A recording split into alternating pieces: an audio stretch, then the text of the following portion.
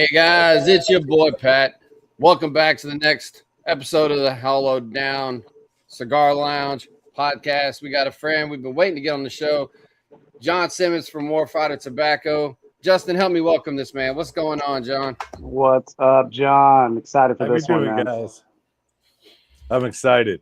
We talked about doing this. It's been, I don't even know how many months at this point. It's been a minute. I think in March at least. Yeah, because officially, I think we kind of steamrolled this at NFG back in March. I think is where we finally had the real conversation. So, so officially for 4 months, and then kind of solidified it when I ran into your PCA to make sure we could still do the thing. So here we are, and so this is not a review. I'm sorry. Go ahead. I was gonna say, what do you guys think of PCA this year? Man, I'll tell you. So this is the first time I've actually finally been able to go. Oh, okay. So it was a new experience for me because the last, like 4 or 5 years since I really kind of got into that side of things, I just haven't been able to go. Yeah. And, me being in Shreveport, it's not that big of a deal to get to New Orleans. So I thought last year I could go, and then I still couldn't go.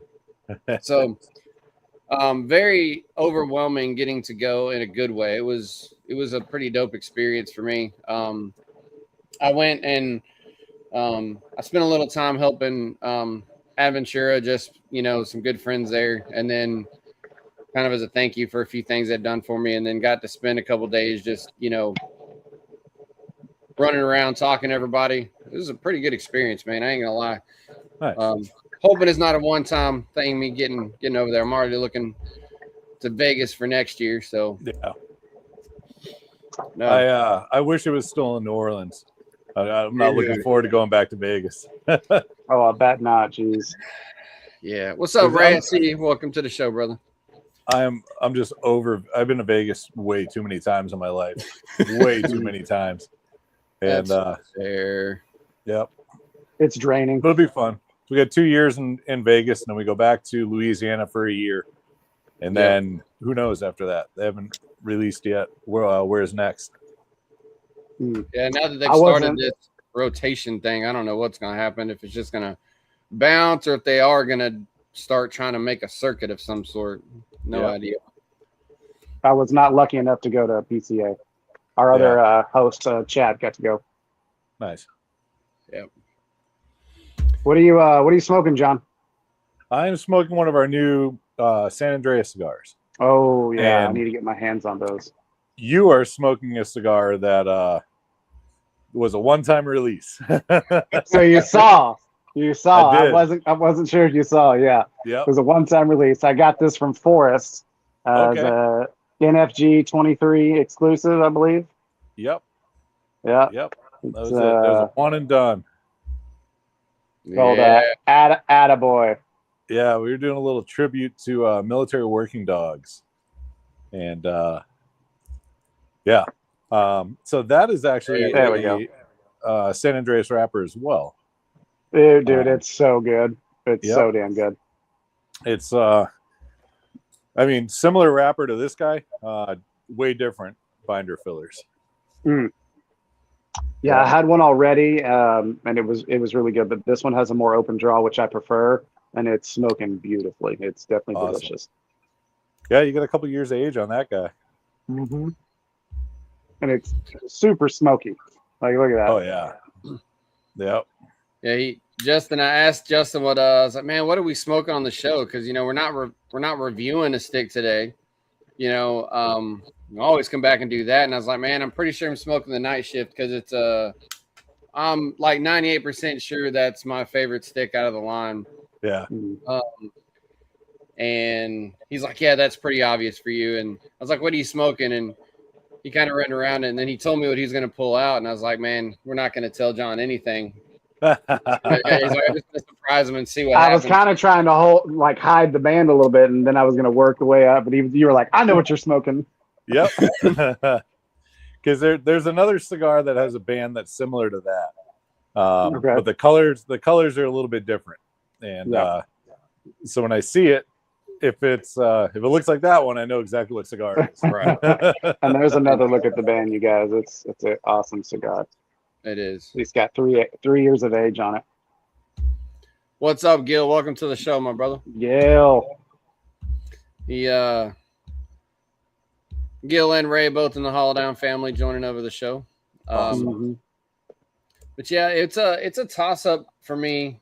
I think I'm pretty sure Night Shift is gonna land as my favorite, but man, I tell you, it's tough. The Garrison Rosado is my probable number 2, and really okay. I don't know what it is about Rosado. Like, there's a couple brands They're out delicious. there. I mean, right. That's and Scott's favorite, I believe. As much as I love MSA wrappers, just Rosado, man. There's a couple lines out there that, like, whatever they do, that there's a Rosado and it just speaks to me. It's ridiculous. They're really good, and I feel like some people avoid it, and I think they just don't know what it is.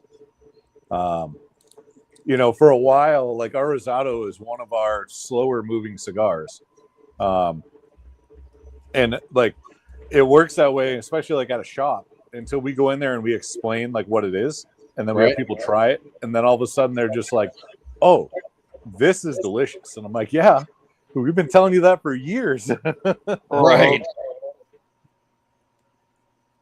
Yeah. I mean, it's some things you just don't know till you know. Right. But yeah, we kicked out 2 other cigars this year too. Our 10th anniversary. Hell yeah. So this now brings us up to 2 different Sumatra wrapper leaf cigars in our lineup. It's this one and our 762 Field Sumatra. The 762 Field is a Indonesian Sumatra, and this guy is an Ecuadorian Sumatra. Okay. So similar seed, could be identical seed, who knows? Grown in 2 completely different regions, brings out 2 way different flavor profiles, but it still has the gentleness that a Sumatra wrapper has. Yep. I've really been enjoying Sumatra wrappers lately. I'm a huge fan. Yeah. I have our 762 Field every morning with a cup of coffee. I don't think there's a better pairing out there. So mine's going to be the. Go ahead. I was going to just move on to the next one, but let's keep going. Yeah, go ahead. No, go ahead. Move on to the next one. So then we did our 5th edition Victory. And so this guy, as you can see, it's a shaggy foot. So we cut that wrapper a little short, and that was on purpose. So that way you get binder filler flavor profiles for about a half inch. And then that wrapper kicks in, and yeah, it was very nice. Yeah, I love a shaggy foot. Our Victory is a Brazilian Matafina wrapper, Nicaragua binder filler, and it's a 6x54. And then this year we only did on our 5th edition, a 350 box run. That's it. So we only have I think 80 boxes left. So last year was the 4th edition was a Torpedo Toro, right? Yeah, it was a closed foot Torpedo. Okay, yeah. Yeah. That was a great blend. Oh, yeah. Did correct me if I'm wrong, but you said those 2 were technically your release for PCA this year. Is that? Yeah. So, our San Andreas and 10th anniversary, we were definitely a release for at PCA, and then our 5th edition Victory, it just happened to be ready about that same time frame. Gotcha. I didn't even have a box, like a sample display box, nothing of the Victory, and it was just orderable. That was it. And so we pre-sold about 150 boxes to retailers, and then we had our San Andreas and our 10th anniversary available as well. But I had samples for those and displays. We just didn't have all the inventory in stock at that moment. But, that's fair. Yep. No, all I was going to say is the 5.6 Connecticut shade is like my number 1. Okay. And then after that, I'd have to say the Redacted, and then the Night Shift. Nice. Those are top 3 for sure. Those are fantastic cigars. Yeah. Oh, you got a Redacted too. Hell yeah. Oh yeah. We were at the NFG where they released it, so I was smart and bought 10 when you could, And then I slowly gave them away to the group in the show, and I think you saw the review that we did. That's a phenomenal cigar. Dude, it really is. So with that stick, we did a soft launch with that at NFG last year, and I think that was like March, I don't know, 14th or something like that. I can't remember. Sometime towards the early, beginning or early part of March. And so it was a ticketed event, so you had to have a ticket to get in there. That was the only way you could get a chance of getting it. That was also the only time that they were for sale. Right. And then on April 1st, we turned them into our event cigar. Yep. And so that was it. If you didn't buy them at NFG that year, you can never buy them again. They're only event sticks now. I think I am down. You guys aren't doing the website sale anymore? Mm-hmm. Yeah, we're doing that. Still doing that. Okay. Yep, the first of the month. That's every month. Yeah, and you buy, what is it? Buy 5, get? Yep. So buy any 5 cigars on the website, warfightertobacco.com. And when we fulfill your order, we automatically put a redacted cigar in it. You don't need to put a code in it. There's no redacted cigar listed on the website, so it's not like you can even add it to your cart or anything like that. Yep. And we've been doing this since April of last year on the 1st of every month. And so we got it pretty dialed in. The only requirements that we have is your order has to be time stamped on the 1st. If it's 3 o'clock in the morning on the 2nd, if it's 10 o'clock at night on the 31st, like, sorry, man, it's only on the 1st. Yeah. But yeah, so, and the reason we did that on the website is, I know that there's people that have not been able, in the 10 years we've been in business, they haven't been able to make it to any event that we've ever done. And we want the consumers to get their hands on this. So that way they're like, oh shit, this is good. This is really good. Now I have to go to one of these events so I can get more. Pre-COVID events were awesome. They'd be packed houses, a shitload of people there and just slinging cigars. And then after COVID, people are like, no, I'm going to be a recluse. I'm not going to go out. I'm not going to go to public. I'm not going to go to do these events and things.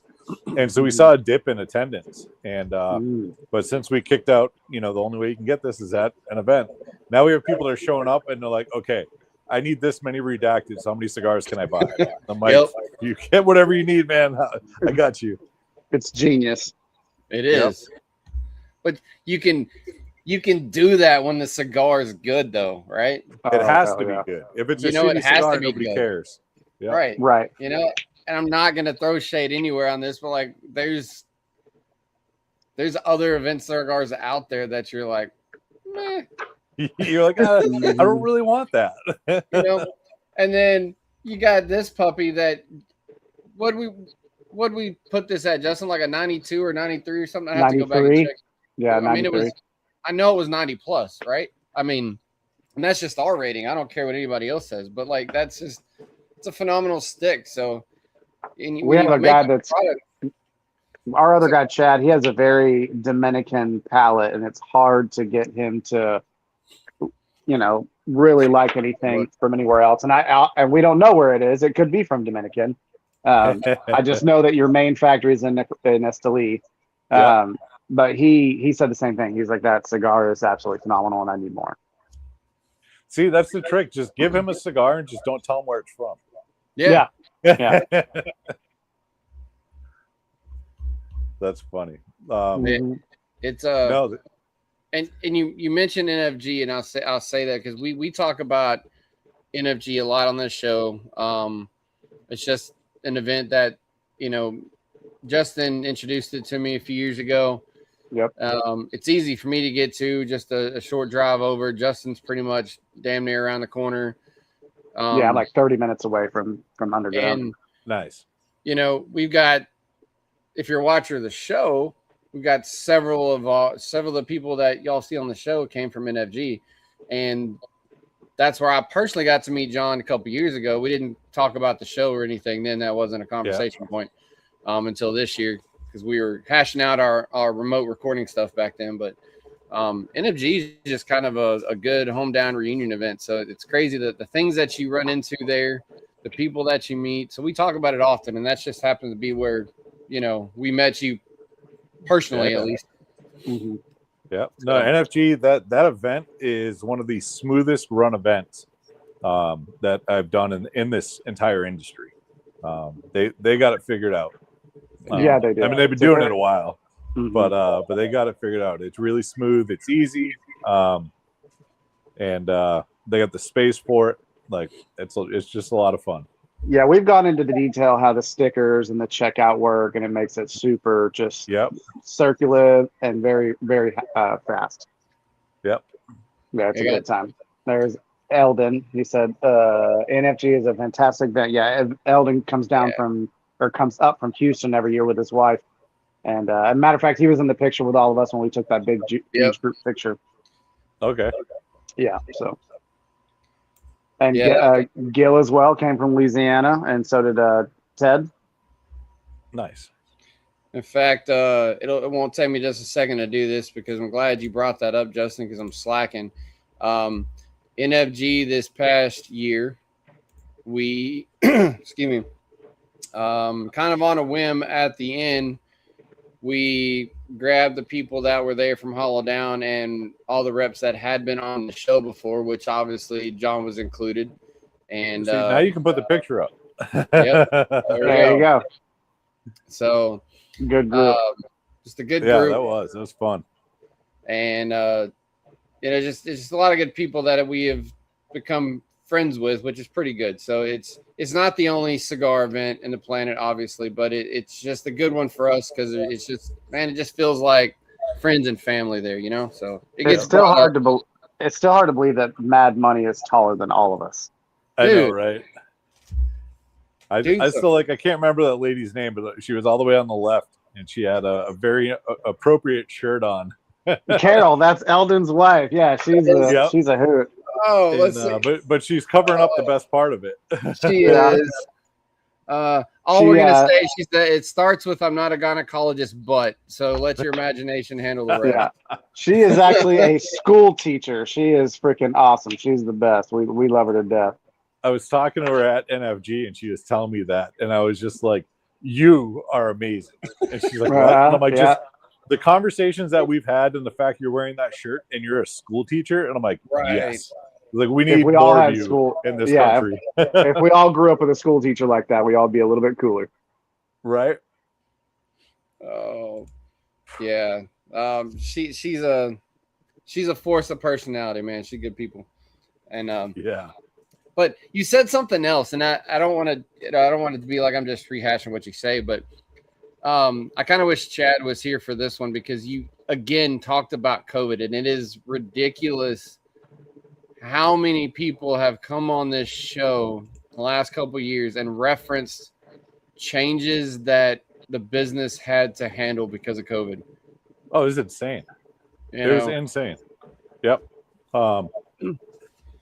Yeah, I mean, there's so many things that are just normal today that if you go pre-COVID and you're like, hey, we're going to do this now moving forward, I would have been like, you can go fuck yourself. You know what I mean? Like, that's the stupidest thing in the world. I don't know why you'd even think of doing it like that, And now it's just the norm. Like, well, because of COVID, now we got to do it like this. And everyone's like, oh, COVID. Yeah, okay, cool. We'll do it like this now. Oh, man. It's just like turned into a catchphrase. Like, it drives me insane. I travel a lot, obviously, doing events, going to shops, sales trips, going to the factory, the whole nine. You're all over the place. And I'm all over. I was in Montana. I just landed from Montana. What day is today? Today's Wednesday, right? Yeah. I got back from Montana on Sunday night actually take it back. Monday morning about 1:30 in the morning. And 7 o'clock tomorrow morning, my flight takes off to go to Honduras. And then in 2 weeks after I get back from that, I'm going to Alaska. And then a couple weeks after that, I'm in Arizona. Then you got a Montana trip planned too? What's that? Montana? Aren't you going to Montana? I was just there. Oh, okay. You were just there. Okay. I just got back from Montana on Sunday. Hey, Justin, these things on the side of your head called ears, you can turn that valve on. Hey, fuck you, buddy. You're welcome. But even I flew to Montana, right? And I think of my layover was in Denver. I got off the plane in Denver, and no bullshit, within 30 seconds of walking through the airport, I see about 15 people that have masks on. Mm. Pre-COVID, the only people you saw with masks on in an airport were Asian. Yeah.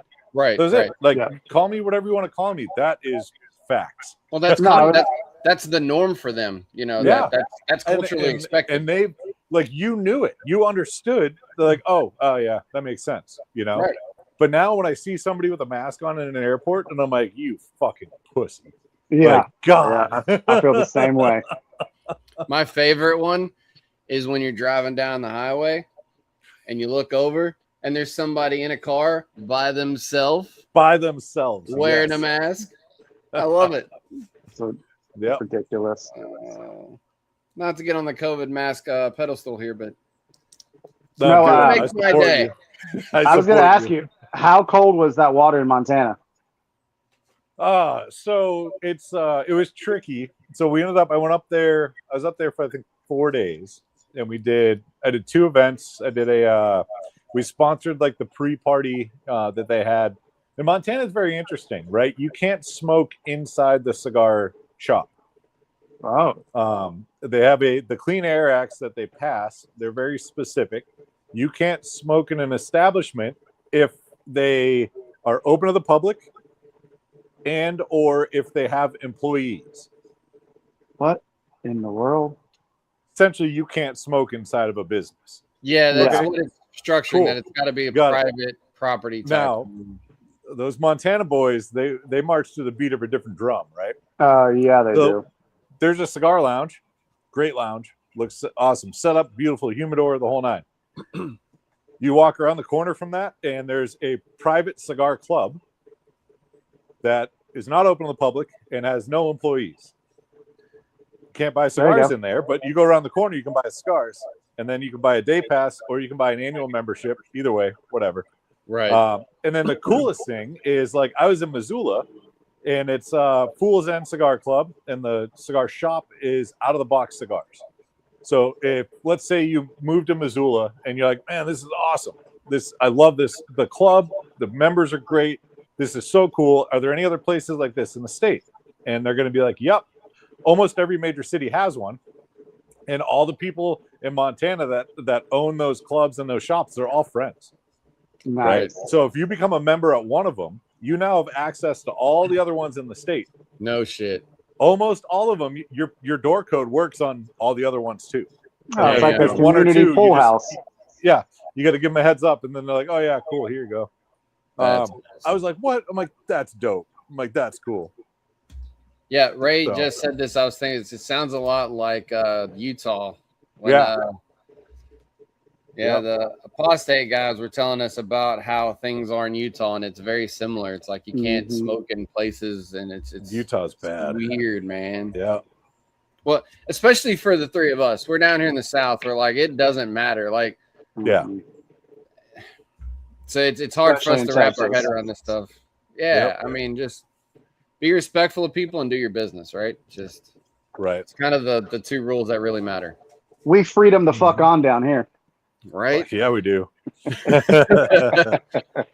I mean, that's why I moved to Texas. I mean, yeah, y'all's story is great.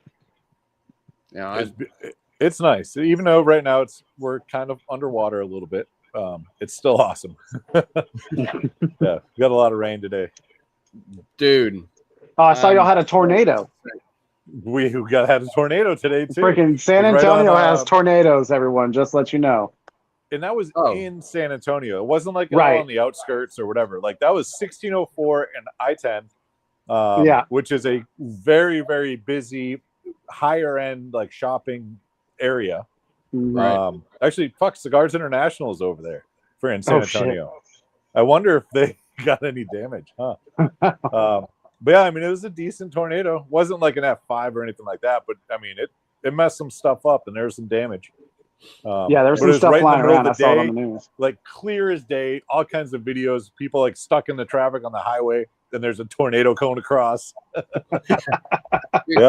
Tornado Alley, Oklahoma is known for it, but Tornado Alley like drags down. Like, I grew up in East Texas, just north of Longview. I'm a Gilmer kid.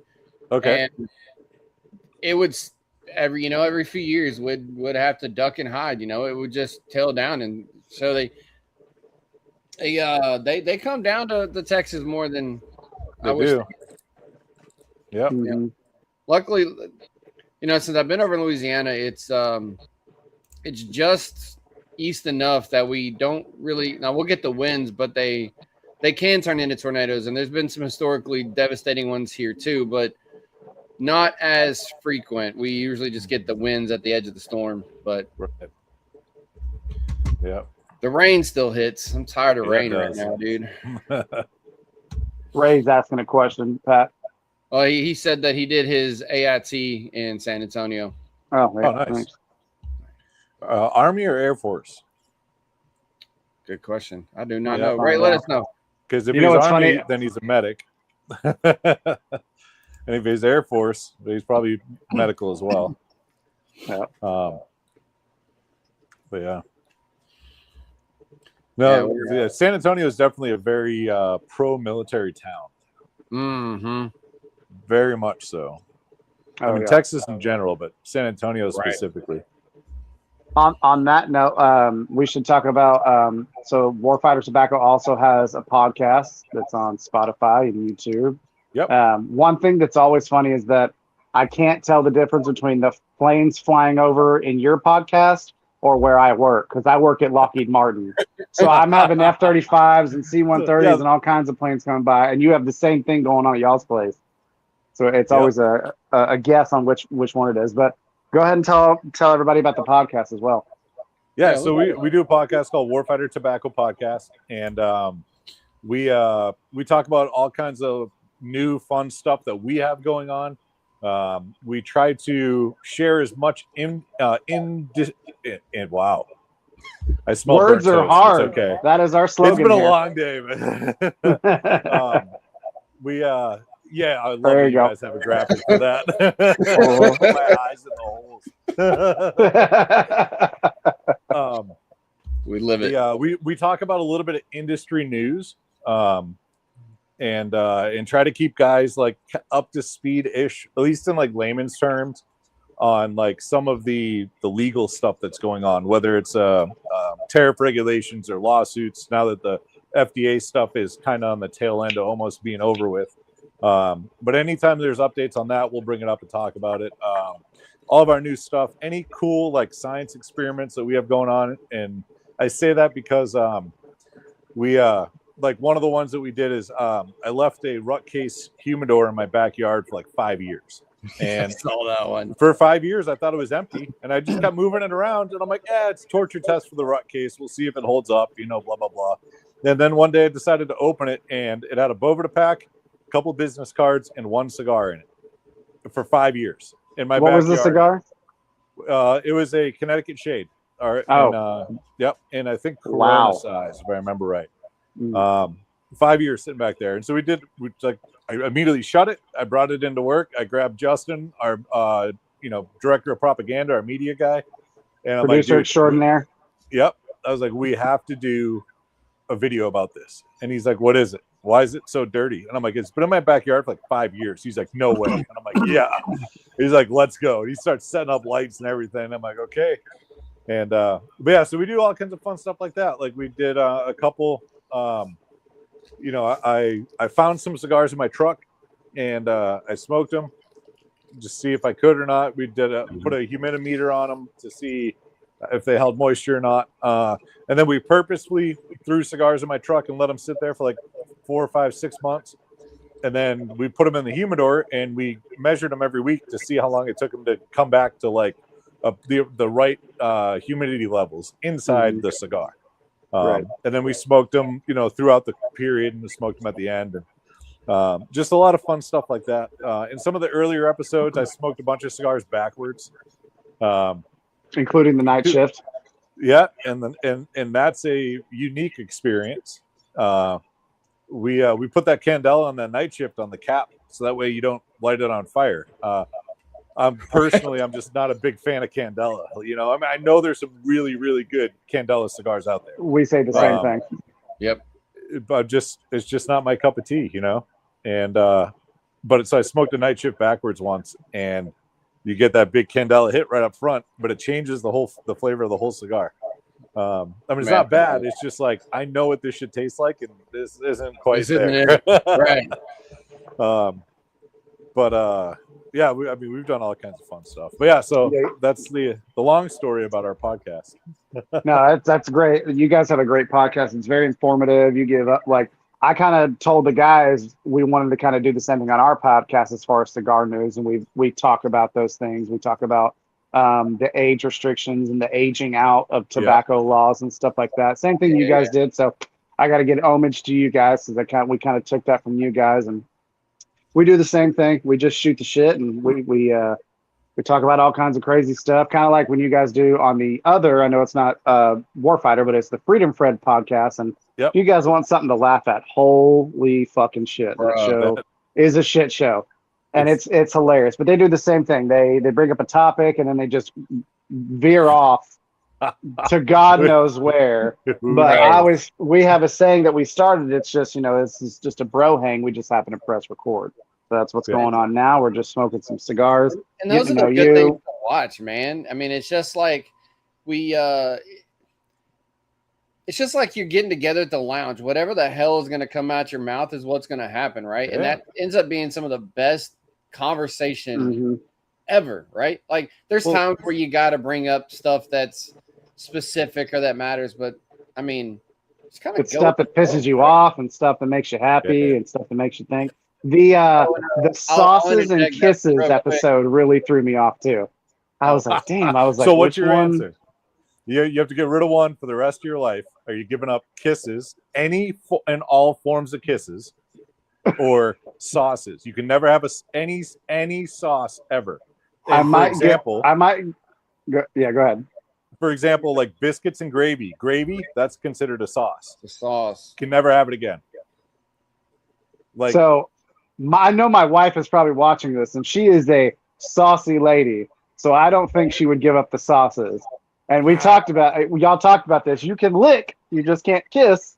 Nope. So I think I would have to do the same. I think I couldn't give up the sauces, and I don't think my wife could either. And it's not just like, okay, well, like, I can't kiss my wife or my girlfriend. I can't kiss her on the lips. I can't kiss my kids goodnight.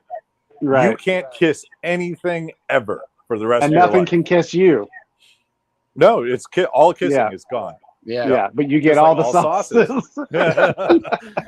I'll tell you what, I'm a fat kid at heart, and I'm okay with licking, I guess, because I'm not giving up sauces. Yeah, I think me and my wife would look at each other the same, and be like, "Well, it was nice kissing you while we had it." Seriously. Hey, we're not giving up my for life.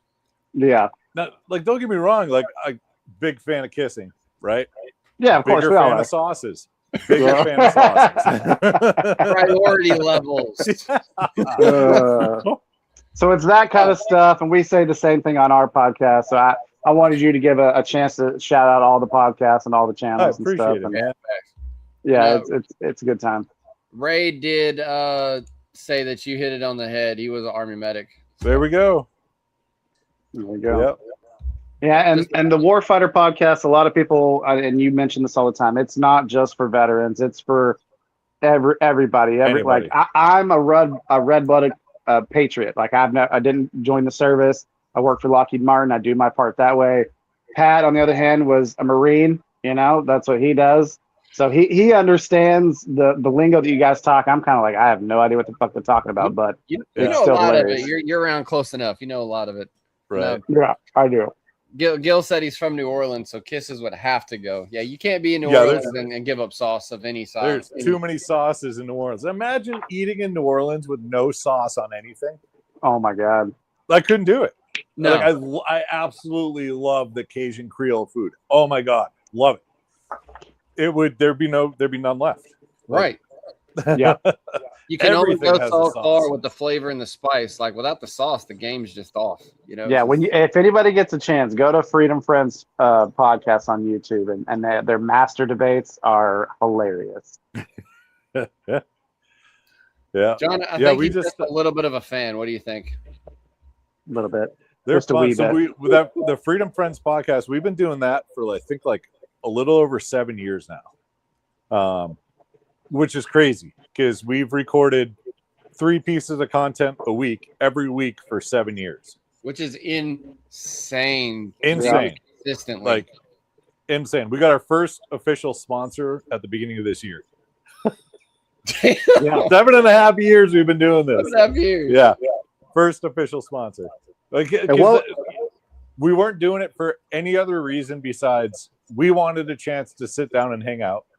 And we started it kind of right before COVID. So when COVID kicked in, we started doing buddy checks, and we kind of like developed a small community.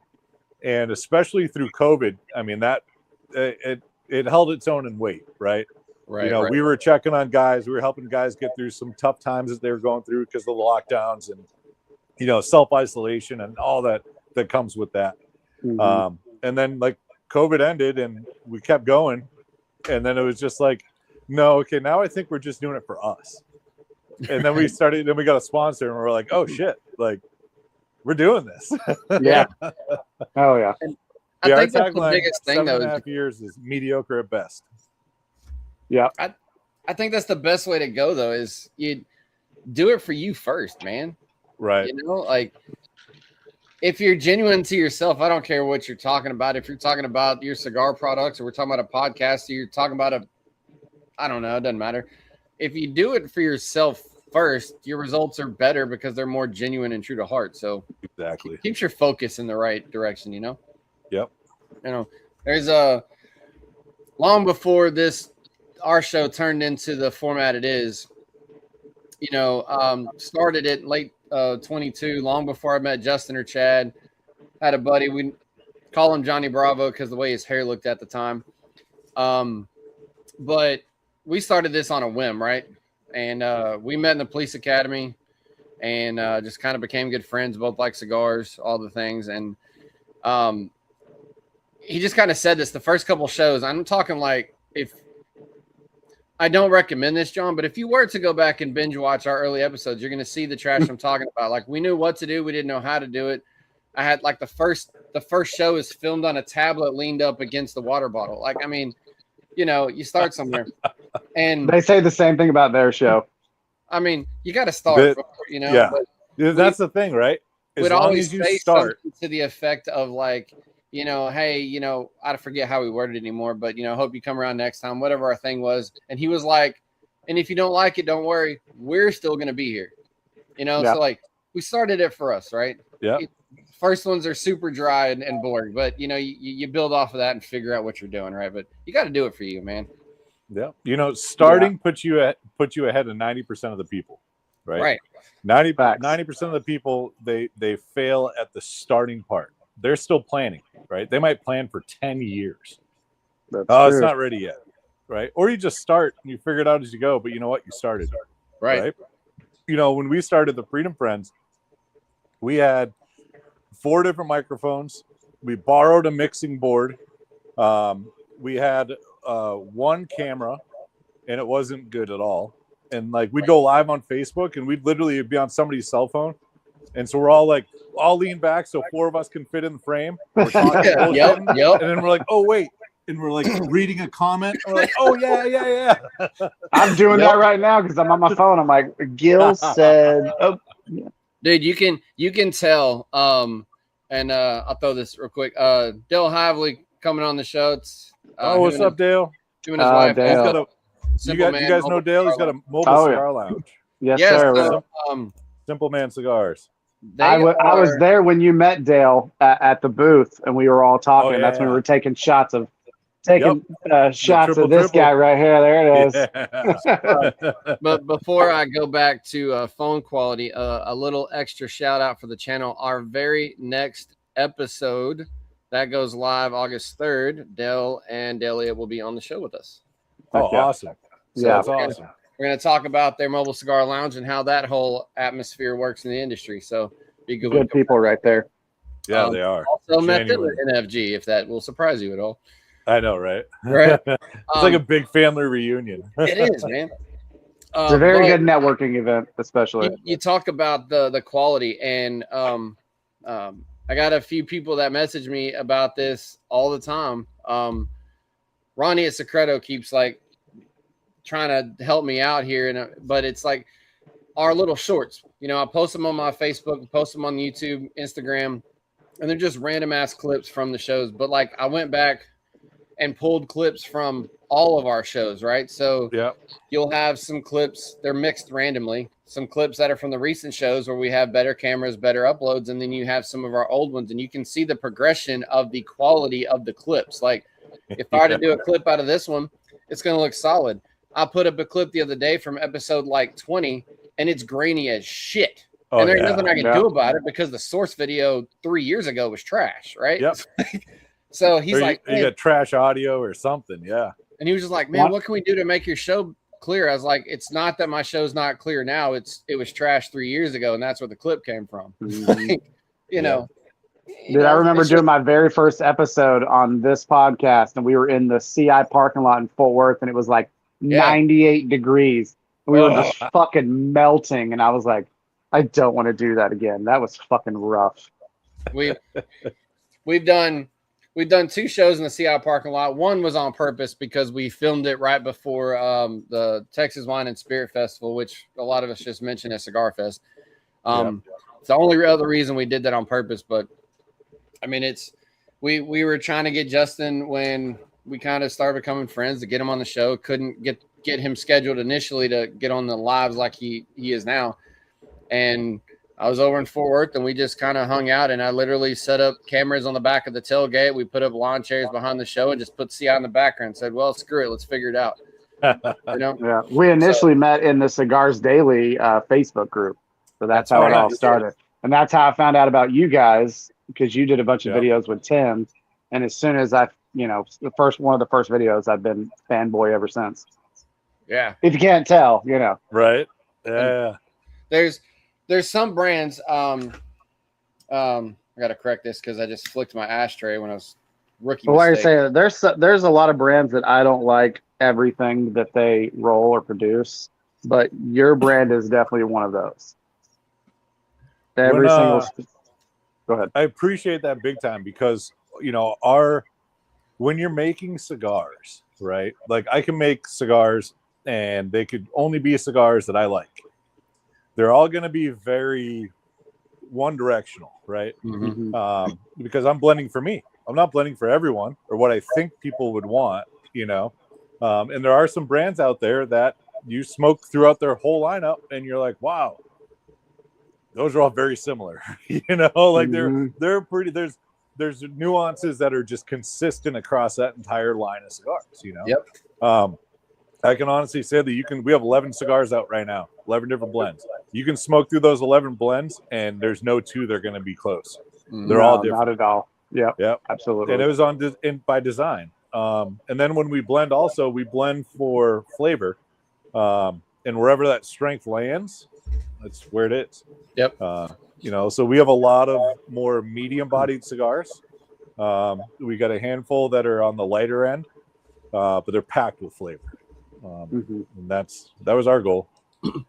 Speaking of packed full of flavor, I finally had my first Connecticut Shade Lancero that I got from 1849 Cigars. Bro, that was some coffee. I had that this morning because it's Warfighter Wednesday. That's what I always rep. Yep. Dude, that Lancero was phenomenal. And I don't smoke a whole lot of Lanceros, but I was just like, what the fuck? This is so creamy and have you guys heard my story on that? I think I know. I have not. I know. Okay, so when we're young as a company, right? This was the beginning of 2019. Is when we decided that we need some Lanceros. So by the time we actually got them in hand, it was like December of 18. It was December of 18 when we got them in hand. So it was like early of 2018. We decided we were going to do some Lanceros, and we had a lot of people like, hey, you guys really need to do Lanceros. And we're like, and then, after enough people asking, we're like, okay, screw it. We're doing Lanceros. So our core line of cigars, we have 6 cigars that we call our core line. It's our all 556, 762, and our 50 cal field. And then our Garrison Oscuro, Garrison Rosado, and Garrison Corojo.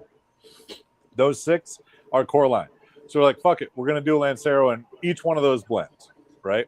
And so we get a hold of the factory. We're like, hey, roll us Lanceros.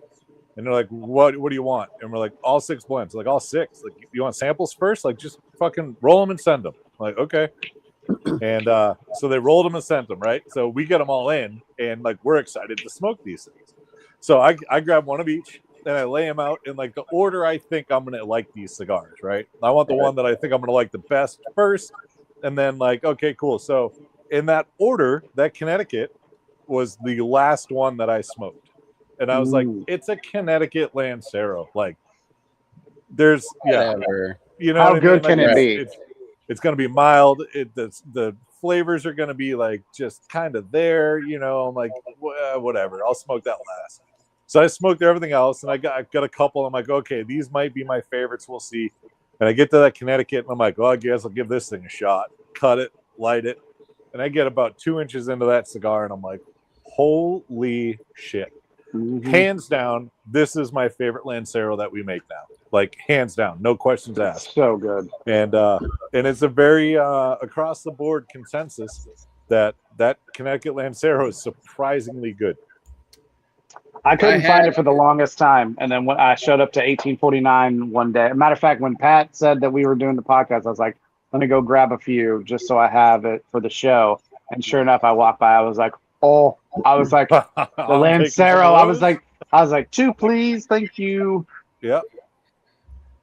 And I think, sorry, Pat, to interrupt you. For NFG, when you guys had that best of 5 sampler pack, you had the Corojo Lancero, and we both smoked that, and that was a really good cigar. And the reason we put that Corojo Lancero in there is that guy had like almost 4 years of age on it. Yeah, I was gonna say 5 years. Yep. Yeah, I think you said 4 or 5 years. Yeah. Yeah. Sorry, Pat. I didn't mean to interrupt you. Go ahead, Pat. No, you're kind of going where I was, because I was saying that Corojo Lancero was the first Lancero that I smoked, and it kind of surprised the hell out of me how it behaved. Yeah, because I don't do Lanceros hardly ever. That's the complete opposite spectrum of Pat. He does Gordos. So for him to smoke a Lancero, he's like, oh yeah, you're asking a lot. Toros are technically small for me. I smoke a lot. I smoke heavy. I smoke fast. Yeah. And I just have big bear paws. So like I said, my first Gordo ever had nothing to do with the blend and what I know now. It had to do that Coronas were like, after I smoked it, my hand was like angry at me, right? You know, so it's kind of it's the cigar that fit your hand. He felt sissy.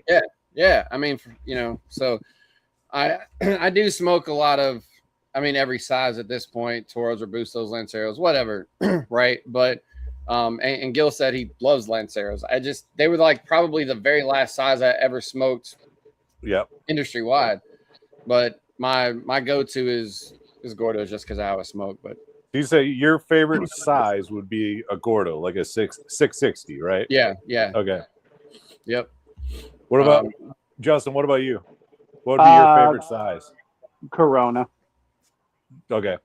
Yeah, it used to be Toro, but it used to be Toro. I've only been smoking for 3 years, but now it's developed into Corona across the board. Most blends in Corona size are fantastic. Anything from like a 44 to a 48 ring gauge. That's kind of where you land at. I'm a big fan. Yeah, for sure. Lots of flavor. Yeah, because I mean, you get the benefit of, and I'm being simple here because blending can modify this, but the smaller the ring gauge, the more wrapper comparison to the binder and filler, right? Or the filler specifically. So, you know, you're getting more of whatever your outward flavor is, the smaller ring gauge. So, you know, I do recognize there are some cigars, as much as I love Gordos, that I'm going to smoke. If it's a line that has the optional sizes, I may purposely get a Robusto or a Toro because of the flavor. Right. You know, that's part of the game too. But, you know, and I want to, before I have a moment and forget to go back to this, here's something that Justin, you can talk about this yourself too. Gil said he's got friends and family in San Antonio, so he needs to hit you up next time he comes into town. So absolutely. I know, and I haven't done this myself because I haven't been to San Antonio in years. So Gil, I need to do the same thing. But you can actually go and visit y'all's place because I've seen people do it. Justin's done it. I know y'all are very welcoming. So absolutely. We got we got a big warehouse, and inside that warehouse we got a bunch of office space. We have technically now we have 2 podcast studios. One of them we used to just call it the podcast room, and it's set up to film. That's it. And then the other one we just built at the beginning of this year, and it's a lounge. It's just not open to the public. Right. And so we built what kind of cigar company are we if we don't have a nice, lounge style room to smoke in at our headquarters, right? Right. And so we put in a couple of recliners and a couch, and we put in some air filtration or ventilation, and painted the walls nice and all that fun stuff. Yeah, y'all's new setup looks great. But that's where we do the Warfighter podcast, is in that one. And then once you get out of like the office area, it's literally just a big open warehouse. And in that big open warehouse, we built essentially a box in a box. We built a massive walk-in humidor inside our warehouse. It's completely separate, humidity, temperature controlled, the whole nine. And that's where we store all of our cigars. Up front by the offices, we have a couple like cabinet style humidors. And so we do have cigars available for purchase. But we, our walk-in traffic, our foot traffic that's not where our bread and butter is in the business. Yeah. There's some days where we don't have anybody that walks in, and it's great because we get a whole bunch of work done. Right. Yep. And that's also why we don't have a lounge open to the public. I know me personally, and I'm speaking for the other guys. If we had a lounge open to the public, we wouldn't get shit done, and we would just hang out in there and talk with customers and smoke cigars all day long. And there's a lot of tools laying around. Not the best place for a cigar lounge either. Yeah, we we have a really, really nice alarm system, cameras. Our alarm system's tied in with the local law enforcement. They get a call the same exact time that I get a call if anything happens, which is amazing. And it's also bad. Like if our dumbasses forget and we trip the alarm, cops are showing up. You know what I mean? But we have a lot of inventory, a lot of cigars. We have a lot of stuff in that building. And, that's another factor of why that's not a lounge open to the public. Right. Yep. Yeah, I came down to San Antonio. I've told this story before. Matter of fact, I think I told it on the redacted review. I had to go down to San Antonio for a reason, and I was like, the Warfighter guys are down there. I was like, I'm going to go inside. And sure enough, I go inside. I'm thinking I'm going to see all the guys there doing a podcast, and then there's just Dave. He's like, "Hey, what's up, man?" And I was like, "Nothing, man. Just in town. We're trying to just check out the place." He's like, "You want a tour?" And I was like, "Fuck yes!" I was like, "Let's do this." So I got to see the ins and outs of the podcast that I listened to. It was pretty surreal, and he showed me the humidor and all that, like you said. And I think you and Scott were in a meeting in the Freedom Friends podcast room. Okay. And I was like, "Oh man!" I was like, I drove all the way down here, didn't see him. And then I got in my truck. I bought this shirt. I bought some sticks, and I was sitting in my truck pointing in my GPS. And all of a sudden, the door swings open, and it's John, and he's talking to the dude. I'm sitting there on my phone, and I was like, "Oh, they're free." And then John looks at me, and I look at him, and then I look at him, and he looks at me, and I'm like, "Wow, I don't want to make this awkward. I better get out of my truck and say what's up." And even then, I still made it fucking awkward because I was fanboying out, even though I've met you guys a few times. It's just like, you see people that you watch every day. It'd be like meeting Joe Rogan. Not that you guys are anything like Joe Rogan, but we're way. There's a little bit mediocre shit show podcast, just like we are. But we just now started to get that, like at NFG. We had a few people come up to us.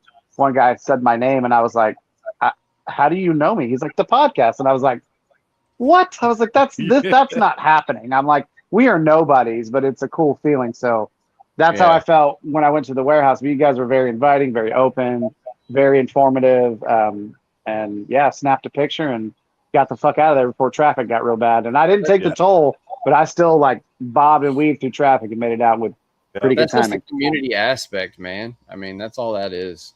Mm-hmm. No, when we started, right? We started in 2016.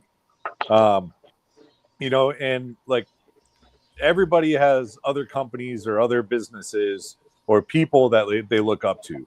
whether it's on a personal level, on a business level, whatever it is.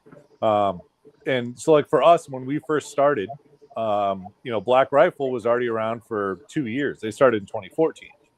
And, so we met those dudes and we've known them for over 10 years now. Yeah. And like we were in Nebraska at the time. And so we had, a lot of stuff. We were doing a lot of business out in Utah, either in the cigar side or the gun side. It really didn't matter at that point. And so every time we went out to Utah, it's not like we called ahead or anything like that. We'd walk in a Black Rifle and with Evan or Matt or JT or, didn't matter who it was, whoever was there, we'd run into them and whatever they were doing, they would stop. They would give us time.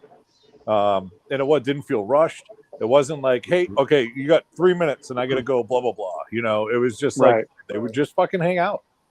And so when we, spun up Warfighter and, we started growing and being, the brand was starting to get recognized and things like that. And people would come by the shop. We felt not really obligated, but it was like, okay, there's a right and a wrong way to do this. And we know the right way because people have done it to us as we've walked in. And that's how we need to treat customers when they come see us. Right. Like, that's a good point. Especially guys that are out of town. And just for the listeners that are out there, if you guys are from out of town and you come into the warehouse here in San Antonio and you come see us, please let me know or let whoever it is that's there know that you're from out of town. I had a dude that drove from Pennsylvania to San Antonio. And he was coming to Texas, right? But he wasn't coming to San Antonio. He came to San Antonio specifically to come to our shop, right? So we brought him in, gave him the whole tour. He got some cigars, and he's about to walk out the door and leave. He was there maybe, 6-7 minutes, right? Oh, damn. And he's like, yep. And then he's like, well, about to get back on the road. And I think it was Dave, and he's like, road to where? And he's like, oh, well, I'm going to get back on the road and head back to Pennsylvania. And Dave's like, what? He's like, did you just come here from Pennsylvania? The guy's like, yeah. He's like, well, I stopped in wherever, some little town in North Texas. And he goes, I figured I'm close enough. I might as well come see you guys. And so at this point, I hear this. I come around the corner, and I'm like, wait, so you drove across Texas to come here and see us? And he's like, yeah. And I'm like, okay, man, you need to tell us this. And I'm like, I'm going to go grab you a cigar right now, and we're going to go sit down in the fucking podcast room, and we're going to smoke a cigar, and we're going to hang out. You don't drive across the country. And we don't get to spend time. No, that's not how this works, dude. And he's like, man, this is awesome. And I'm like, yeah. I was like, I'd be pissed if I drove across the country to go see something. 28-hour drive and you get 4 minutes, right? Yeah, And I'm like, no, dude. I'm like, come on, let's go hang out. And, he probably felt how I felt because, I only drove 4 hours. That's nothing compared to him. But, I felt the same way. There was a point where I was talking to Dave and Justin, and I was talking to Justin about photography and videography, and there was, a moment of silence, and I was like, well, all right, I'll let you get back to it. I know you're busy. And I felt like I was intruding on you guys' work, but that's good to know that you guys are so open and friendly like that. Yeah. So I guess next time when I come down, I'll be like, let's go smoke a cigar. Yeah, absolutely. And I'll be like, cool, let's go. And we're not we're kind of off the beaten path, right? We're not right on Main Street or, a big, huge sign in front and everything. We're kind of the industrial area. Yeah, we're in an industrial park. Half the buildings on that street are owned by the city, and we don't have a big sign. Our windows are wrapped, but it's mainly for privacy. Mm-hmm. Like I was saying earlier, where it's, if our business was to stay alive purely based on walking traffic, nope, wouldn't be right. Right. I'm glad that we have the option to be able to, have cigars available at our headquarters. It's kind of because of the state of Texas. We had to get a retail license, so if we have one, we might as well have cigars available. Hell yeah. But yeah, do you guys ever think about doing events at the headquarters, or do you guys do events? We've thought about it. It's hard, we're in San Antonio is technically considered South Texas. Mm-hmm. It's hot, it's humid, swamp ass. Yeah. And like I said, we have offices and they're air conditioned, and we have our big walk-in humidor and it's air conditioned, but the rest of our shop, it's not. Yeah. And so I can attest to that. Yeah, there's like 6 weeks a year that it's perfect weather back there. Other than that, it's cold as fuck, or it is 1,000,000 degrees. Yep. Yeah. So we've been kicking it around. Like we were years ago, we were kicking around doing something where we tied in a nonprofit. We had food trucks and we had like a DJ and all kinds of like not events but like activities and things, and trying to coordinate everything and then make the schedule work for everybody. And the date just kept getting pushed and pushed and pushed. And finally, it was just like, well, I guess maybe we'll try it next year. It just doesn't ever get there. But, I'd like. It's a lot. I get it. It is. I just, I want to make it. If we do one, I want to make it where it's, say somebody like even Justin, for you, like you drove 4 hours from DFW to come down for it, right? I want to make it worth your time. Right. And, God forbid somebody buys a plane ticket and gets a rental car in a hotel and spends a weekend in San Antonio to come down for that. I want to make sure it's worth it for that dude to do that. You know what I mean? And I don't quite know what that is yet. Like I have an idea, like to me, right? But I don't know if that's good enough for somebody else. Right. Yeah, I gotcha. And, like one of the things we were kicking around is like, trying to do some blends that's the only way you can get it. That's a great idea. Exclusive to that, or something, custom shirts, or have a band or something, just something to make it little like Army Green Man band or something like that. Kind of play on words. Yep. Yeah. We just haven't figured it out. A lot of logistics go into that stuff too. Right, and then like at the end of the day, Warfighter Tobacco is a business, right?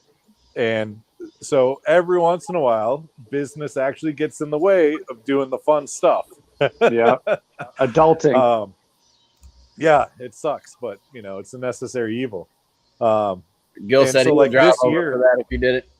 Right, and that's the thing, right? It's trying to figure out that combination of making it worth it for that consumer to make the trip there. We could do something local, but I don't know. I feel like I get what you're saying. That's kind of what we did with NFG. Like Chad had been wanting to come down and meet us because we all did digitally. We never met in person. We were trying to find a good excuse, and I was like, come down for NFG. Warfighter will be there. A bunch of other vendors will be there. I'm like, just come on down and do that. And then Gil and Ted came from Louisiana. Pat came from Louisiana. It was worth it. So I get what you're saying. That you want to make it worth people's while, their money, their time, because time is money. Time is precious. Yeah, but that like I can't get 16 other brands. They're gonna be like, you want me to do what? Right. You want me to go to another brand's headquarters and like how do you want me to do this? Right. And then I thought, like, okay, well, maybe we invite the local shops, and the local shops can set up. And I'm like, well, I don't know. Like, if a customer is coming here for a Warfighter event, do they really want the option to buy other brand cigars from a local retailer? Yeah. I don't want to invite these retailers and have them take a day off from their lounge and then not sell anything. Like, I don't know. It's a lot. You could even do something with Jazz's company, Battle Pub. Yeah, something along those lines. Yep, and it's crazy. Like I think our building's pretty decent size. We're I think about 6,500 square feet. Like if Jazz was to coordinate like even a mini tournament and do it at our shop isn't big enough. Right. But his game store is 16,000 square feet. Is it really? Damn. Yeah. I didn't know it was that big. It is huge. Yeah. Yeah, I plan on going down to Battle Pub when I go back to San Antonio next time. Yep. No, he's got a sweet setup. Oh yeah. Yep. Yeah, I enjoy the Black Rifle link though, because that's personally I think it's damn near the best coffee on the planet, but not anymore. Have you tried Gun Barrel coffee? I haven't. That's what I was going to mention, John. I've seen it, and I think I've seen it because of Justin, but I have not had it yet. So you're welcome. It's a prior military dude. He's up in Illinois. I think he's just outside Chicago. And like when we had our original phone call, because he's our first official sponsor. We had original phone call. You know, we're explaining it to him. We're like, look, man, like we are like the definition of brutal honesty. You know, our listeners, they've been listening for so long. Like we can't try to bullshit if your product isn't good. Right. It sucks, but like, I'm sorry, man. I was like, so if you want to send us a care package and we'll drink your coffee and then we can circle back, have another conversation, you know, and then go from there. And that way, like we know, and you know, and nobody's going into this blind. Fair. And he literally goes, he's like, nope. He's like, I believe in my coffee and I know it's fucking good. So I'm going to sign this and I'm going to sponsor everything and I'm going to ship you guys coffee down. Wow. And we were like, oh, okay. And that's why like the first episode we did that we had their coffee on it. And we're like, we're brewing it right now live and we're going to drink it now. We're going to tell you how it is. And if it sucks, like, hey, sorry. And we made coffee, and we drank it. And I was like, fuck, this is good. And then I went through the whole lineup. I got my favorites now, but I was like, yeah, like he makes damn good coffee. So what is your favorite? Black Rifle coffee's bad. What's that? What is your favorite from them? The Little Rocket Man. That's right. I think I heard you say that. Yeah. It's their espresso blend. And I've been on the little mocha pots, like the Bialetti little, you know, coffee makers.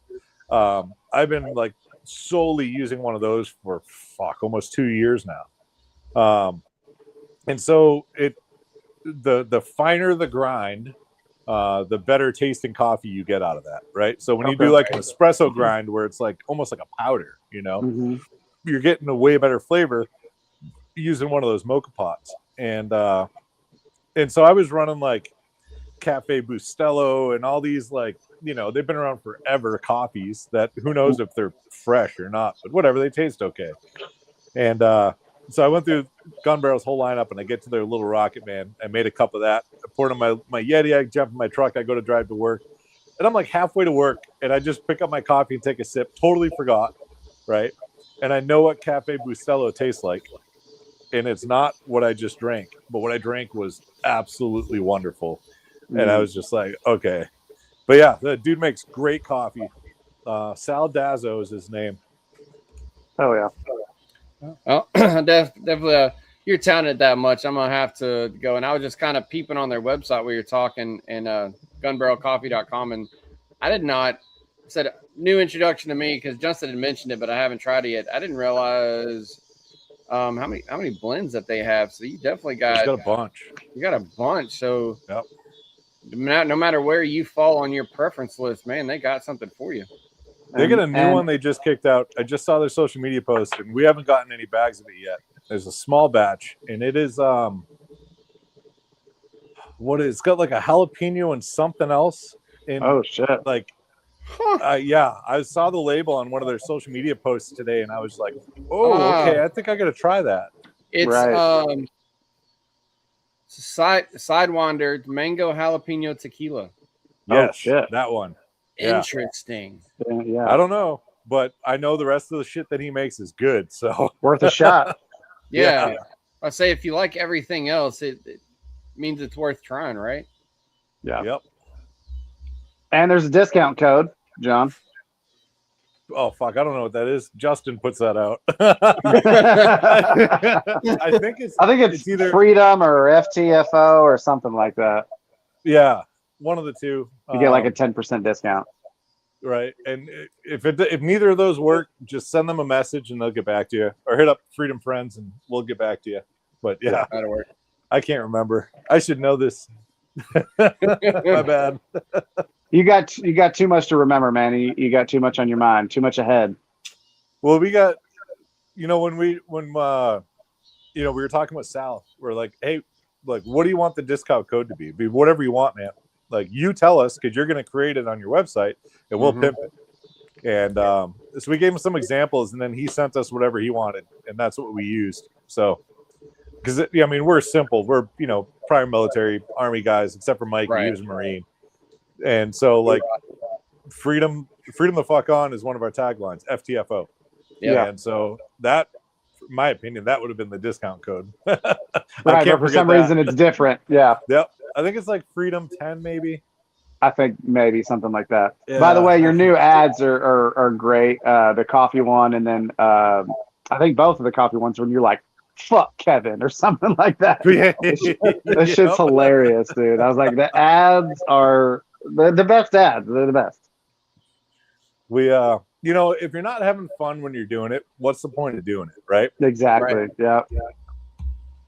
Yeah, I mean, I think it was when we did a show back in May.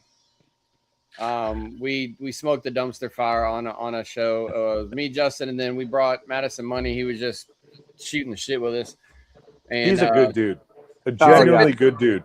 He's a good dude, and I respect the fact that he's got his own line, he's got his own cigars, but he supports the industry. So like he's jumped on a few times with his stuff that had nothing to do with his brand, right? Yeah, and I think that's just kind of cool because that's not many people are going to do that for obvious reasons, right? And his brand is 262 Cigars, by the way, for anybody listening who doesn't know. Absolutely. Yeah.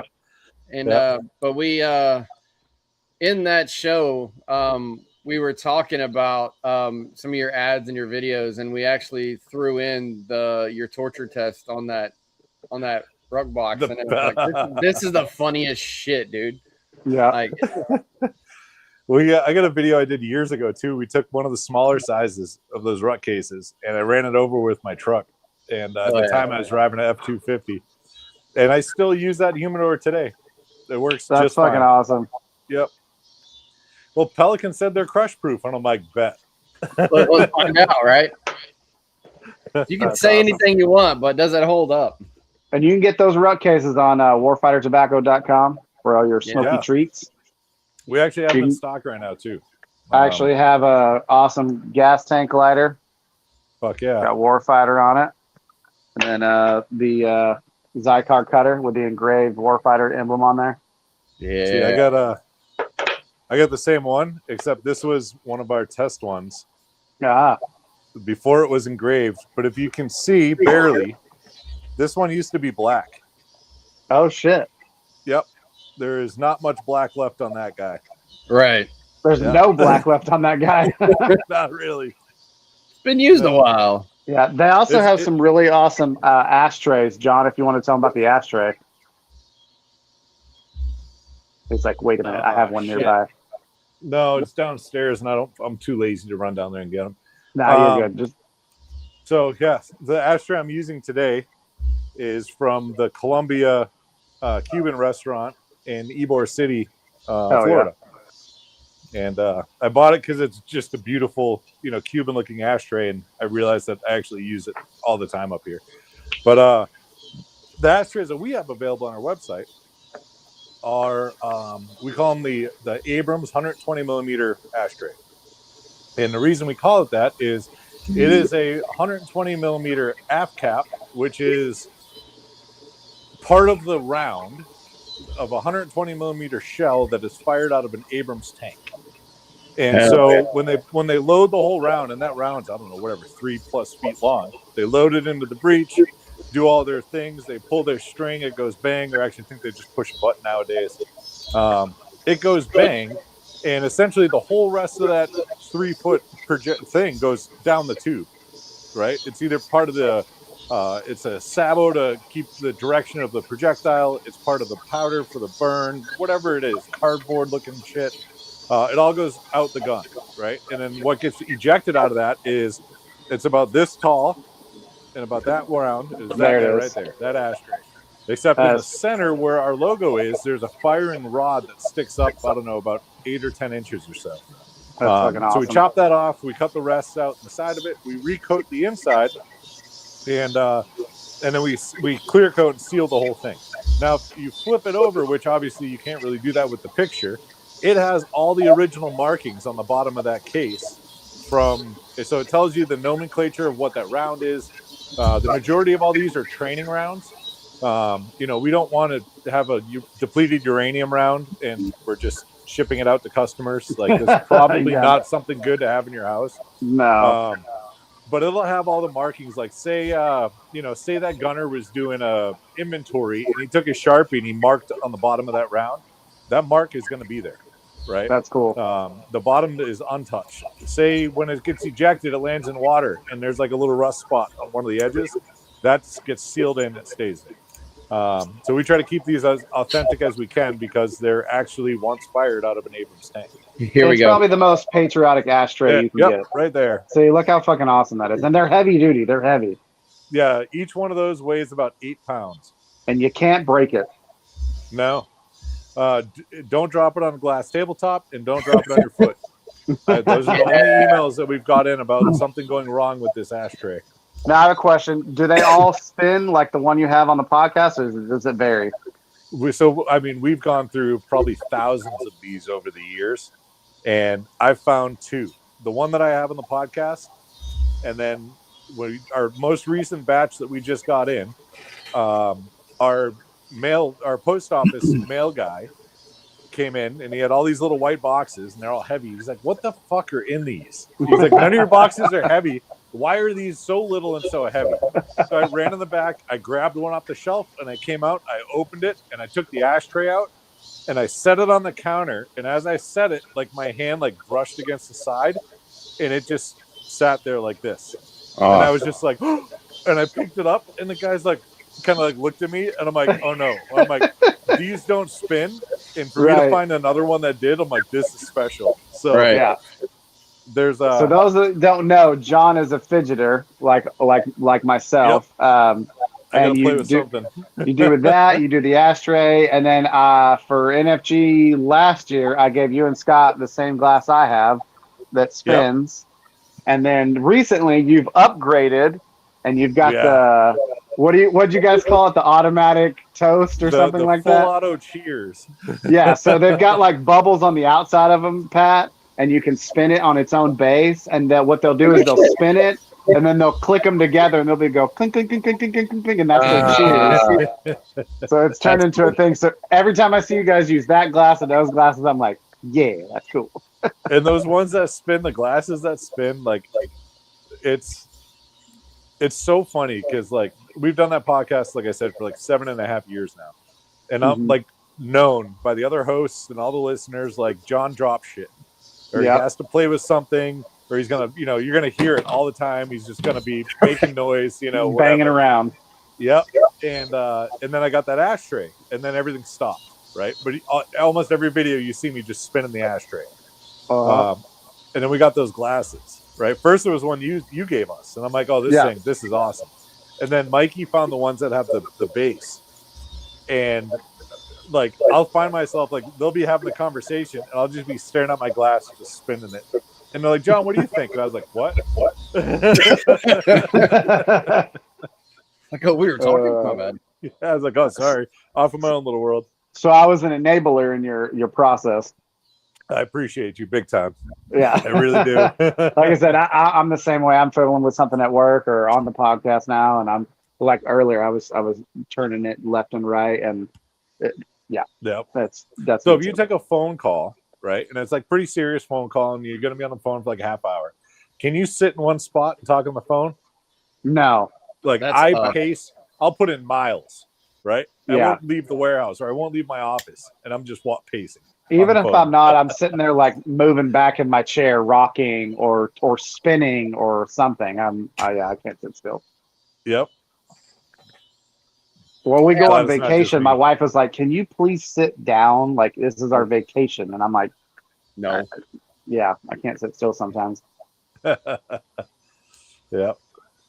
I want to throw a very quick extra shout out here. You talked about your core lines, and I'm doing this because since we're not done, I lit up dumpster fire, right? Hey, I got one right there too. Oh, hey, we did our show on this, but I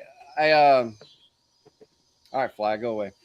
So I like this one, right? And I like the way that y'all do this. And yes, it's been said, one cigar, these may slightly vary to the other, but it's a lot of lines and they call them different things, whether they're seconds or fumas or whatever. There's a bunch of words that you can throw out there, right? But if you need a good whether now I don't use this as a yard grower, I'll use this smoking outside. I mean, just whatever. I think it's a good cigar anyway. But the fact that y'all use some of your tobacco from various blends to use the product, right?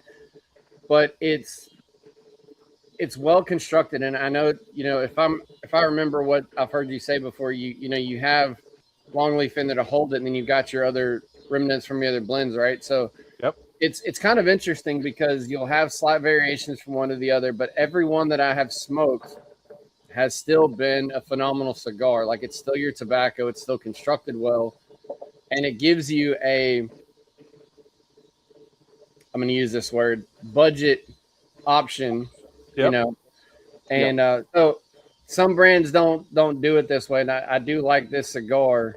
So I mention this because I see it periodically online where people are like, man, it's a budget stick, it's a trash cigar, don't get it.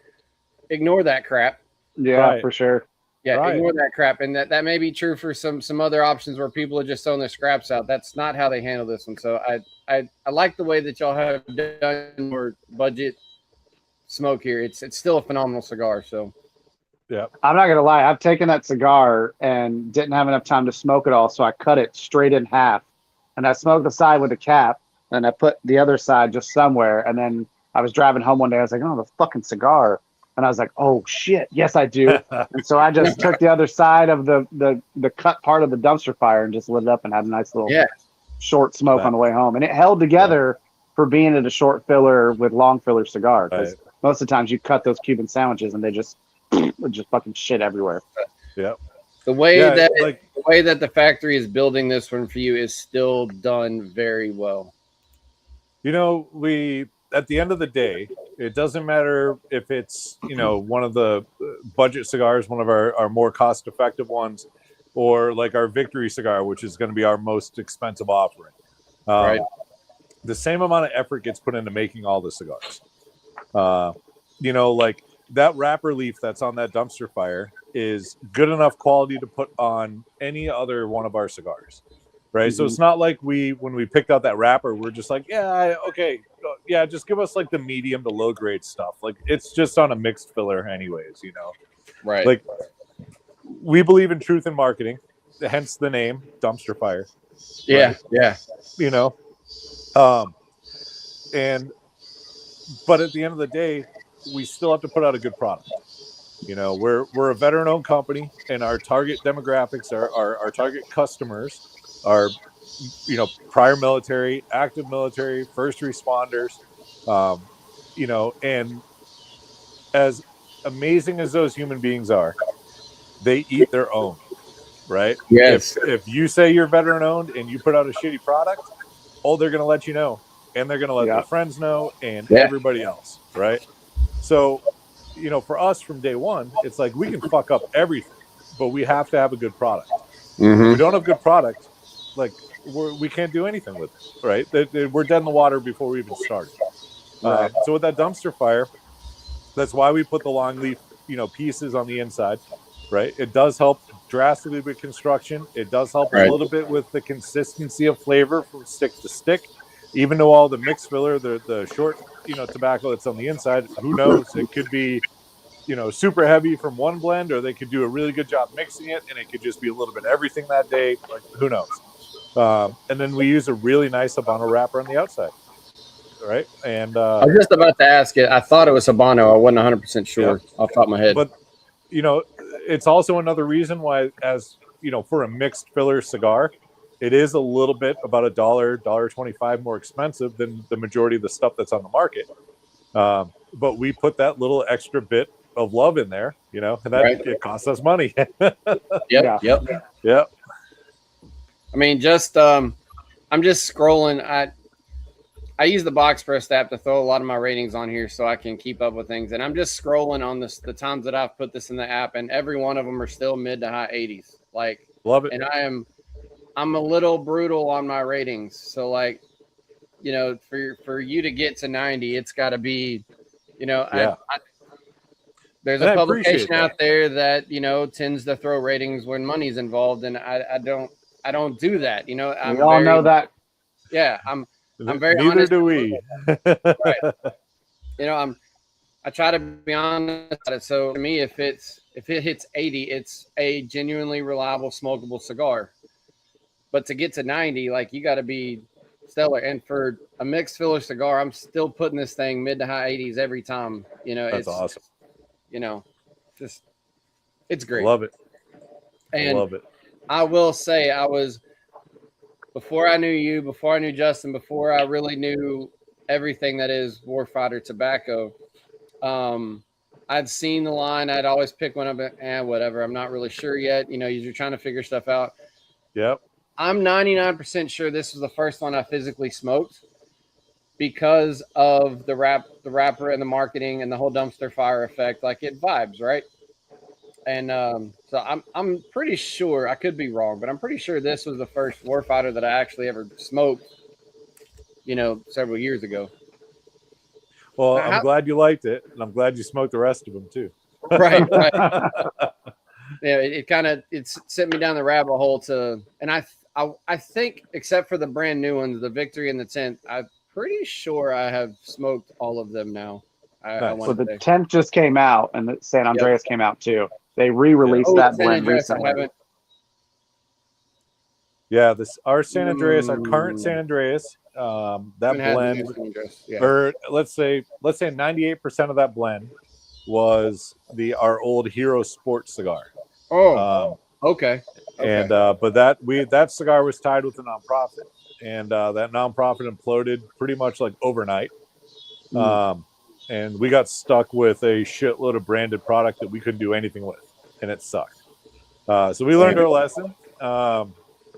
But you know, that was almost 3 years ago now. I think it's been a minute, and we've had so many people over the past few years reach out and be like, "Hey, when are you bringing that San Andreas blend back?"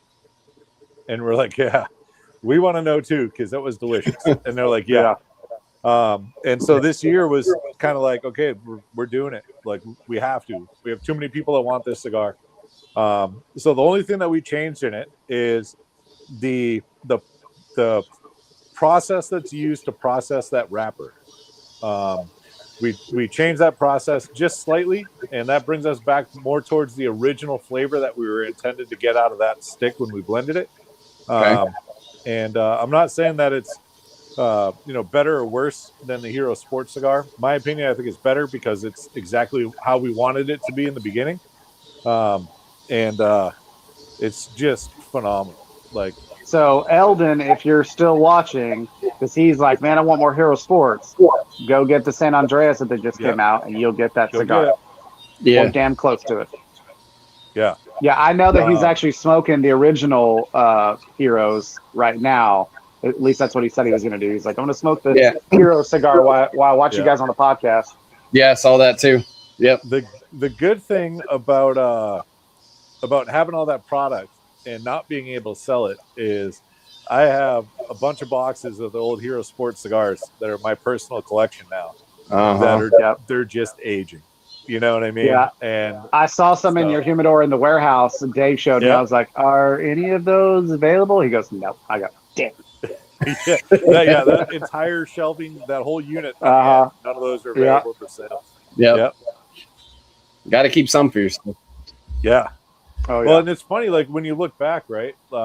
We've had some limited release stuff that we did years ago, and we didn't know at the time, and we don't have any of them. We have none. You know, like our first edition Victory cigars, I think I have 2 individual cigars. That's it. And the only reason I have them is I found them. It's not even like I was like, oh, I'm going to save these. No. Right. Yeah. I mean, sometimes you never know what's going to be a hit, right? So you look back and you're like, man, should have. Well, I never made cigars to save them. I always made cigars to get them out there and have people smoke them. Right. So it was never like, oh, let me pull this aside just for down the road, keepsake or whatever. Yeah. Are the new Victory cigars in the coffins like the other packaging, or are they different? No, they're not. So it is a 10 count box. And in that box, there's a divider between each cigar, like a wooden divider. Yeah. So every cigar has its own place to, sit in that box. But we did the coffins on the 4th edition. Yeah. And I'll lift the veil a little bit for you guys. And I think I've said it before on I think it might have been one of our podcasts too. We have our factory has its own box factory, right? So it's not like we're outsourcing to somebody else and hoping to like fit into production schedules and all that. Like they just make boxes for us. That's it, right? And it's nice. But like those dudes they bust their ass. And they make amazing products. They're Johnny on the spot when we need something. Like they're just good people. And so we put the order in for those cigars, and about a month and a half into it, we get a call from the factory, and they're like, "Hey, we kind of have a problem." And I'm like, "Okay, what's going on?" And they're like, "Well, a couple of the guys at the box factory, they just want to quit." And I was like, "Well, why are you calling me?" Like what am I supposed to do, right? And they're like, well, they're frustrated because of the coffins. And I was like, what? I was like, why? What's going on with the coffins? They're like, they have to make 10,000 of them. And I was like, what? Why do they? Oh fuck! We did 1,000 10-count boxes. Each cigar had a coffin. That's 10 coffins per box. 1,000 boxes. That's 10,000. I didn't realize that at first when we ordered them. Right. And I couldn't imagine being one of the guys in the box factory. And it's like, oh, so what are you going to do for the next couple months? I'm going to make these fucking coffins for the rest of my life. You know what I mean? Stuff you don't think about. They looked at that order and were like, nah. I made a deal with the box factory, and I was like, listen, if you guys finish these and you don't quit, I'll never ask you to make coffins again. And they're like, done. And I'm like, cool. There you go. And now I'm like, shit. And I'm like, now I got to find somewhere else if I ever want to make coffins. Right. Yep. We've had several people on this show that open our eyes a little bit to the things behind the scenes that, your general retail consumer doesn't think about, because they don't need to think about it. Their job is to open up good presentation, get a good cigar, but you have to think about it.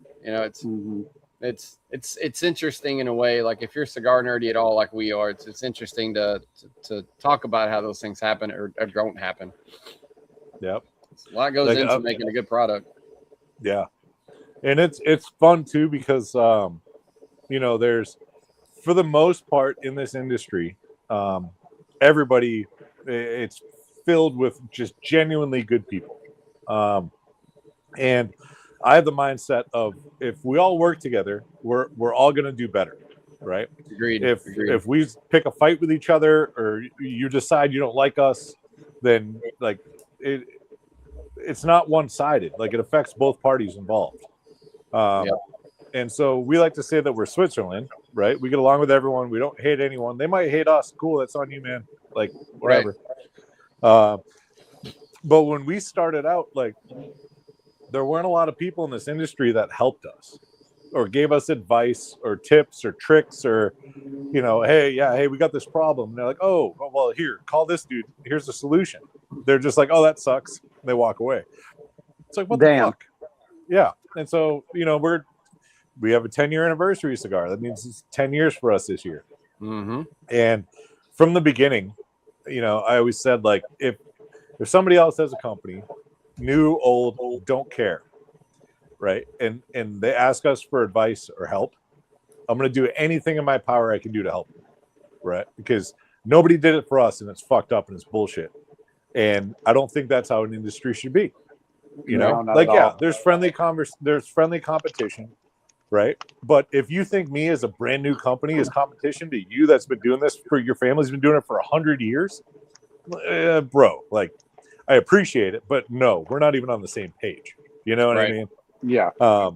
But so like I can't tell you like right now, for instance, I have 3 different groups of people that I'm working with that are either improving what they have, trying to start something new, in regards to like on the manufacturing side of things, or are trying to get into it and they don't know if they want to do it or not.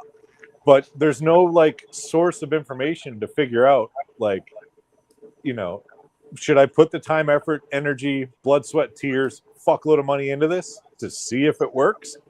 Or should I just learn about all of it and then make my decision if I want to jump in or not, you know? Right. But there's nowhere that just kind of like lays it out like, okay, this is what you got to do in order to start a cigar brand. Mm-hmm. And it is probably one of the most overwhelming things that's out there, because it's not like you're just trying to start a company in one country. You're trying to start a company in one country, but you're getting a product from could be multiple countries. And now you're dealing with import and export in both countries, right? Because nobody bans or boxes their cigars in the States. It's all done Nicaragua, DR, Honduras, wherever the factory is. Right. So now you have to get your stuff made and then shipped to a factory. Now, mind you, I don't know if you guys ever been to Nicaragua or Honduras or any of those countries before. They don't have addresses. Mm-mm. It's not like you're on 123 Main Street and, you know, fucking Managua, Nicaragua, right? Your address, like the address for our factory, is the name of this restaurant and a half block east and a half block south. Right. But now that restaurant is no longer named that. So now the address for the factory changed. Jeez. Yeah. Yep. And so like there's all these little things that you wouldn't even know. You wouldn't even think about, you know, if you've never been there or never did it, right? Let alone the imports back and forth, customs back and forth, all the different permits and fees and taxes and excise taxes and S-chip, and I mean, you fucking name it, right? There's no, like, you can't go on the ATF website or the FDA's website and they just, okay, here's your checklist of things you need for a cigar brand. Right. Nope, there's no blueprint. Exactly. Yeah. And you know, when you're starting out, right, you're throwing money at the wall and trying to hope that some of it might stick, but most of it's just going down the drain. You know what I mean? If I can help a guy save $5 or $1,000 or fuck 10 grand, whatever that amount is, by him and her having a conversation, I'm in. Let's go. My phone's always on. You know what I mean? Yeah. Like I feel like it's a lot easier to help people come up than it is to hold your foot on somebody just because, you know? Yeah. Well, case in point, this podcast, we really appreciate you coming on. You know, we help each other out, and I, you know, we're on this podcast, but I still talk about your other two podcasts. It's just, right. It's better to have a good community with the cigar community. It's just, you know, a bro hang, and it's a great. Yeah, I agree. Build each other up. You know, don't tear each other down. And I'm not gonna stay specifics on this show because we've said it before, but it's known that there are legacy brands been around 100, 200 years, whatever, coming after these brands that have been here for 5 years like they're going to step on their toes. Yep. And that's one, there's no need to it, because if you think this 5-year brand is going to come anywhere close to your competition, it's not going to happen. And two, it's just not a good look, right? It doesn't do much for the community. You know, you can, in fact, your own competition your own profits or revenue can actually bolster from the fact of being able to say that you helped somebody else. You know, it's kind of Warfighter ran into that problem with that cigar. Yep. You know, it was too close, and you know they had a problem with it. Same thing with Fortaleza. And the shitty part about it is I can't talk about it. Yeah, right. Exactly. I can. It was you know, there's multiple scenarios out there like we hear about like that. And it's like, man, it just puts a stain on it. And the thing is, to prove the point, it puts a stain on it. And guess what? People are still going to go smoke your stuff. Like it's not going to hurt your business whatsoever. And if you don't want to help, that's cool. Just stay out of it. Yeah. Be neutral. There's no need to go down there. And just be Switzerland. Yeah. I mean, it's fine. But I won't get on that because that's a pedestal. I'll get off. Right. No, but again, John, we appreciate you coming on. I know you got a flight to catch. I know you got a lot of stuff planned ahead, but we appreciate you taking up the time and coming to our little mediocre podcast of our own. Absolutely. I appreciate it, guys. It's you know, it's really fun to get on shows with other guys. and especially when I'm not at my shop doing it. Right when I'm at the shop, I feel like I'm like, okay, like pull the string, let's go. You know what I mean? Right. When I get to hang out at my house and do it, like I don't feel like it's work. You know, Right, yeah. Like I feel like man. I'm just hanging out and I'm bullshitting, smoking cigars, having a good time. Yeah, when you're at the shop, you're kind of autopilot because you do it all the time. But you know, in your own home, on your own time, on your own rules, it's a little bit different. Yep. And just an homage to you as a person, which is, yeah, we obviously want people to come on the show because we do our own review shows, but it's fun to do this. But in your case particular, one, you could have said no, you could have said you're busy, you could have come up with any fucking excuse and we would have known no different, right? And we're like, well, he's busy. But the fact that you're willing to put the time out there and the conversation happened because of us just running into you at NFG and PCA and other random ass places. You didn't know who the hell I was when I met you a couple years ago because I wasn't doing this shit. Not to what we're doing now. But the second time I saw you, you didn't remember my face because of the amount of, or you didn't remember my name, the amount of people you deal with, but you recognized my face. And you're like, hey, bro, remind me your name. But you recognized and we talked like we've been buddies just because of your personality. So I try to remember one thing about everybody I meet, right? And now trying to trigger that memory so I can put it together. But names, I'm so bad with names. Respect, man. TBI is a bitch. Yeah, it is. Yep. So, but it is. It goes to the homage of your personality, your company, and among the reasons, we have different reasons for doing different shows. But one reason when to bring you on is just the friendship, whether it's professional or personal, that we've come to have with you, and it's a good vibe for the brand, and it's one reason we support it. And Justin is, I'm not going to take his thunder. He's the biggest fanboy of Warfighter we have. I appreciate it big time.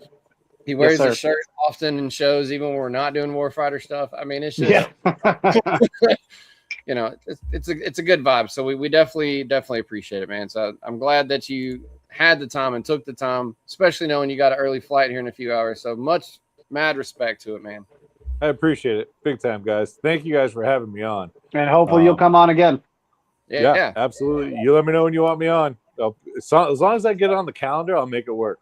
Cool. Right. Sounds good. Yep. If y'all watching the show, thanks for the comments. The communication is always good. We'll do like we always do with our live show. In a couple of days, it'll get reposted as a shareable show. So if you want to share it to your friends or you just want to watch it again and laugh with us all over again, you're more than welcome to do that. So that'll be there in a couple of days. But man, appreciate it. We'll wrap it up and let you go get ready for your flight, man. So thanks, guys. Yeah, I got to go pack a whole bunch of scuba shit. Yeah. and cigars. As a fellow and you two need to link up about that. Yeah. Oh, scuba? Yeah. Pat's a huge scuba person. Huge scuba guy. So awesome. Love it. But we'll do that off air. We'll talk scuba stuff. So absolutely, man. You guys hanging out. Thanks for showing up, hanging out with us. And till next time, y'all know the drill. Stay safe and hollow down. Freedom the fuck on. Fuck Freedom yeah. the fuck on.